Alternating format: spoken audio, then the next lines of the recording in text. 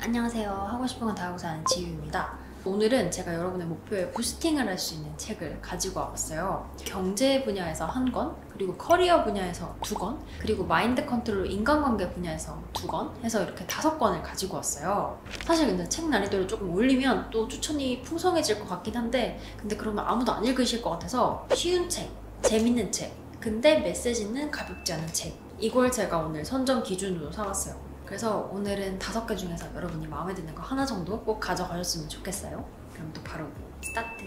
첫 번째는 만인의 관심사, 돈 경제 부분인데요. 짜자잔! 부자 아빠, 가난한 아빠 라는 책이에요. 여러분들이 지금 유튜브에서 구독하고 있는 경제 유튜버들 있잖아요. 그분들을 읽게 한 책이에요. 대략적으로 이게 어떤 내용이냐면 주인공한테 아빠가 2명이 있어요. 한 분은 초엘리트에 열심히 공부를 해서 돈을 많이 벌어야 돼 라는 사고방식을 가진 가난한 아빠, 또 한 분은 중졸이지만 하와이 갑부가 된 부자 아빠. 근데 우리 주인공은 돈을 많이 벌고 싶은 법을 알고 싶어서 부자 아빠네 가서 수업을 듣거든요. 근데 실제로 막 이렇게 가르쳐주는 수업이 아니라 일을 시켜요. 근데 자꾸 애가 가서 이상한 짓을 하고 있으니까 이 가난한 아빠가 너 그렇게 쥐꼬리만큼 받고 일하는 거 아동 노동 착취다 이런 말도 하거든요. 근데 이게 부자 아빠는 다 큰 그림이 있었던 거죠.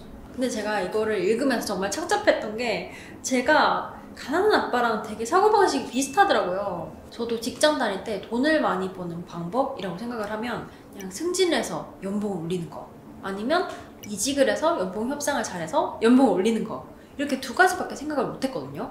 근데 그렇게 해서는 부자가 될 수 없다는 게 이 책에 나와 있어요.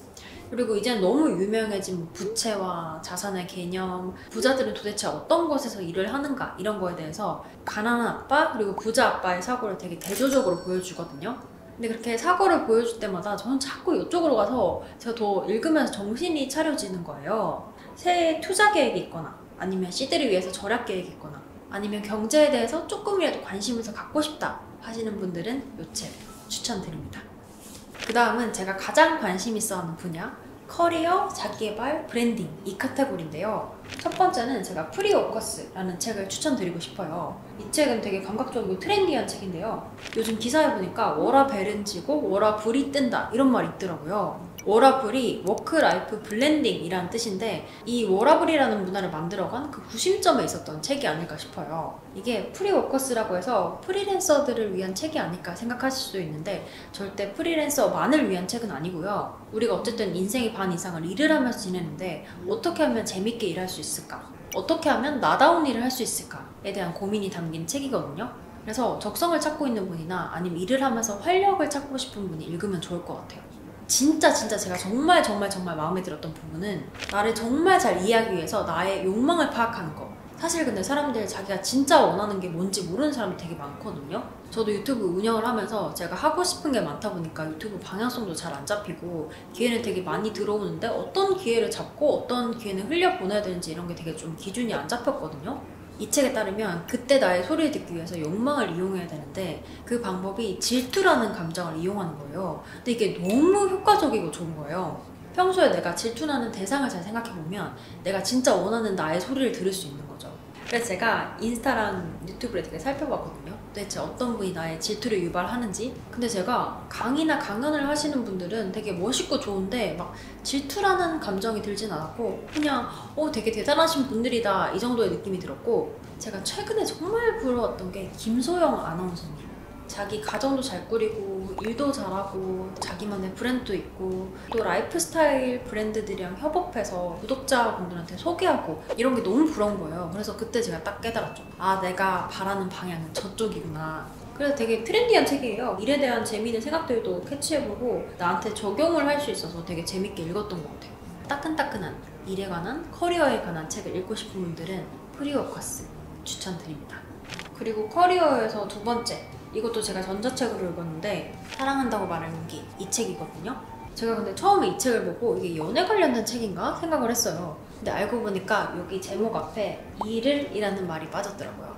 그리고 이건 정말 그냥 개인적인 취향인데 제가 잡지사에서 오래 근무한 에디터들이 낸 책을 되게 좋아하더라고요. 일단 읽혀야 되는 글을 오래 쓰신 분들이다 보니까 소재가 현실 친화적이에요. 2번째로 문장이 너무 감각적이에요. 그리고 또 이 책은 제가 정말 좋아하는 일러스트 작가 광명준 님의 일러스트가 또 안에 들어가 있더라고요. 표지도 그분이 그린 거고. 제가 진짜 마음에 들었던 문장이 행운은 많은 순간 사람의 얼굴을 하고 나타난다. 평생 일하며 살아야 하는 우리에게 있어 운을 좋게 만든다는 거는 무엇보다 내 인생에서 마주치는 사람을 충실하게 대하는 일 아닐까. 행운은 많은 순간 사람의 얼굴을 하고 나타난다. 이 문장도 좋았고 저는 이 말 자체도 되게 공감을 많이 했거든요. 제가 예전에 일구하는 방법 말하면서 가장 첫 번째 단계가 지인 연결이라고 했잖아요. 그리고 일뿐만 아니더라도 뭐 소개팅이 될 수도 있고 다른 기회가 될 수도 있고 생각보다 우리 주변에 있는 사람들이 우리한테 영향을 많이 주고 있더라고요. 또 다른 거 제가 한두 개만 더 읽어드릴까요? 어떤 일을 시작할 때 부담감 때문에 몸이 좀처럼 움직이지 않을 때 내가 떠올리는 글이 있다. 쓰레기를 쓰겠어 라고 결심하니 써지긴 써진다. 매일 다짐해야겠다. 쓰레기를 쓰겠어. 제가 이거 읽고 나서 맨날 영상 찍기 전에 나는 쓰레기를 찍겠어 이렇게 하고 촬영 버튼 딱 이렇게 누르거든요. 근데 이거 부담감이 있는 상황에서 은근 도움이 돼요. 처음에는 일이라는 주제로 시작해서 책 뒤쪽에는 마인드랑 건강 관련된 이야기들도 있거든요. 지금 내가 고민하고 있는 것들에 대한 글맛 좋은 에세이가 읽고 싶은 분들은 이 책도 추천드립니다. 그 다음 카테고리는 마인드 컨트롤 인간관계. 이 책은 제가 데일 카네기의 인간관계론 들고 왔어요. 아주 직접적인 제목이죠. 근데 사실 이거 정말 유명한 책이라서 좀 약간 진부할 수도 있는데 그래도 이렇게 해가 바뀌었을 때 한 번쯤은 읽어봐야 되는 책이라고 생각을 해요. 요즘 그거 아세요? 인싸의 화법, 아싸의 화법? 이거 진짜 공감 많이 했는데 제가 이거 가져왔거든요. 인싸는 대화할 때 흐름을 포착하고 아싸는 그저 팩트에만 집착한다. 인싸는 대화를 할 때 관계의 유지가 목적이고 아싸는 자신이 얼만큼 아는지가 중요하다. 저 이거 진짜 웃기지 않아요? 저 진짜 이거 공감 많이 했는데 요새 코로나니 뭐니 하면서 되게 사람들을 안 만난다고 생각을 하시는데 사실 실제로 물리적으로 마주하지 않아서 그렇지 톡이나 텍스트로 되게 소통을 많이 하다 보니까 그런 화법의 중요성이 더 많이 부각이 되더라고요. 그리고 그 화법 하나로 연애를 성공할 수도 있고 원하는 걸 얻을 수도 있고 또 일할 때도 조금 더 원만하게 뭐 이렇게 서비스 하나 더 받고 이런 거 다 화법이거든요. 그래서 저는 이거를 좀 잘 다듬고 케어를 좀 잘 하면 내 인생이 바뀔 수 있겠구나 하고 요새 좀 관심을 많이 가지고 있거든요. 근데 지금 제가 말한 것들의 바이블이 이 책에 있습니다. 제가 책을 읽으면서 가장 와닿았던 거는 비판하지 말라는 거. 제가 정말 인정하기 싫지만 제가 좀 아끼는 사람들한테 좀 이런 말을 많이 하는 것 같더라고요. 근데 이렇게 하면 안 된다 이거를 책이 말하고 있더라고요.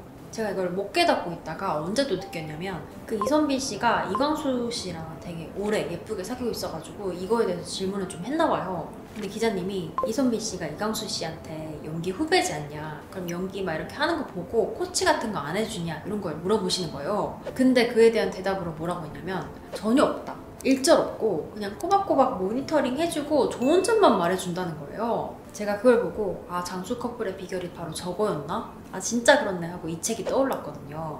근데 사실 어떻게 보면 되게 뻔한 얘기일 수 있어요. 되게 새로운 얘기는 없는데 그래서 개론서이기도 하고 그래도 인간관계에서 가장 중요한 것이 뭔지 여기 담겨 있거든요. 그래서 올해 난 인간관계를 정말 잘해보고 싶다 하시는 분들한테는 이 책도 추천드립니다. 이제 대망의 마지막이네요. 마지막은 우울할 때 뇌과학이라는 책인데요. 너무 발랄하게 읽었나? 이거 책 표지가 노라니까 자꾸 발랄하게 읽게 되네. 제가 근데 사실 어떤 특정 책을 비하하는 건 아닌데 그냥 제 취향과 성향이 그냥 막연히 그냥 우쭈쭈 위로해주는 책 이런 걸 별로 안 좋아하거든요. 근데 저도 마음속에서 걱정 많고 불안하고 우울할 때 책에서 좀 해답을 찾고 싶단 말이에요. 그때 현실적으로 정말 도움이 많이 됐던 책이에요. 내가 우울할 때, 불안할 때 왜 이런 감정이 드는지랑 이 막연한 걱정에서 벗어나려면 어떻게 해야 되는지 알려주는 T 유형을 위한 아프니까 청춘이다? 이런 느낌? 그래서 부정적인 감정이 올라올 때 마인드 컨트롤용으로 읽어보면 좋은데 제가 마음에 드는 부분 읽어드리려고 아까부터 계속 이렇게 잡고 있었어요. 이거 읽어드리려고. 페이지 64쪽 이건 제가 되게 걱정이 많을 때 읽었나봐요. 최선의 결정이 아니라 그럭저럭 괜찮은 결정을 내려라. 우린 대체로 결정에 확신을 가질 만큼 충분한 정보를 갖고 있지 않다. 아무것도 하지 않는 것보다는 부분적이라도 맞는 뭔가를 행하는 것이 더 낫다. 그래서 제가 자리 못 잡고 뭘 해야 될지 모르겠고 막 불안할 때 이거 읽으면서 그냥 뭐라도 하자! 라는 생각으로 되게 많이 했었거든요. 그리고 이런 것뿐만 아니라 내 행복을 위해서 당장 실천하면 좋은 작은 습관들 이런 거를 아주 구체적으로 다루고 있어요. 그래서 올해는 나의 멘탈에 좋은 습관들을 만들고 싶은 분이나 불안과 걱정에 시달리는 분 이런 분들이 좀 읽으시면 좋을 것 같아요. 네, 이렇게 제가 5가지 추천을 드렸는데 난이도가 높은 책은 아니에요. 하루 안에 충분히 읽을 수도 있고 또 재미도 있으니까 한두 개 정도 골라서 읽어보시면 좋을 것 같아요. 저는 그러면 오늘은 여기까지 마무리를 하고 또 다음 주에 만나 뵙도록 하겠습니다. 여러분 안녕.